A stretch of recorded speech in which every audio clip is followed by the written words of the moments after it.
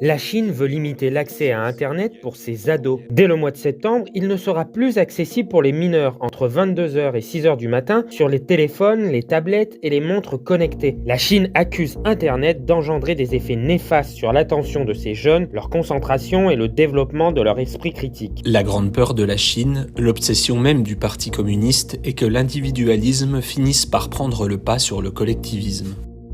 L'administration chinoise du cyberespace va même plus loin en limitant le temps de navigation en ligne durant la journée. 40 minutes pour les moins de 8 ans, 1 heure pour les 8-16 ans et 2 heures pour les adolescents de 16 à 18 ans. Début 2023, 98% des jeunes chinois âgés de 9 à 19 ans détenaient un téléphone portable et 24 millions seraient médicalement dépendants selon les statistiques nationales. Si, pour le Parti communiste chinois, cela représente des heures perdues à ne pas étudier, lire ou encore jouer au ballon avec ses voisins, les autorités s'inquiètent aussi de l'augmentation des chiffres de la myopie dans le pays. Les fournisseurs d'appareils électroniques ou de téléphones comme Xiaomi ont déjà reçu l'ordre de développer un mode mineur que les parents devront paramétrer. Cette réglementation s'inscrit dans une importante politique de protection des mineurs chinois par Pékin. Il y a 18 mois déjà, une limite de 3 heures par semaine sur les jeux vidéo en ligne avait été fixée en s'aidant d'une vérification d'identité et de tests de reconnaissance faciale. Le Parti communiste n'hésite également pas à restreindre les libertés de célèbres influenceurs et pop stars chinois qui s'inspireraient un peu trop de la culture américaine. Les États-Unis sont en effet le premier rival géopolitique de la Chine dans sa quête de devenir la première puissance mondiale. D'ailleurs, l'Empire du Milieu n'a pas du tout les mêmes préoccupations pour la jeunesse occidentale. Aux États-Unis, au Royaume-Uni ou en France, aucune limite n'a été fixée aux utilisateurs de la célèbre application TikTok, considérée comme la plus addictive du monde. Douyin, la version TikTok disponible en Chine, restreint de son côté à 40 minutes le temps quotidien d'utilisation des adolescents. C'est l'un des outils du soft power exercé par la Chine, avec l'espoir notamment que ces divertissements addictifs participeront à polariser nos démocraties libérales et à les affaiblir. Mais ces restrictions ne sont pas sans conséquences sur les fleurons de la tech chinoise. Le géant du numérique Tencent, propriétaire de WeChat, Baidu, le Google chinois, ou Sina Weibo, souvent assimilé à Twitter,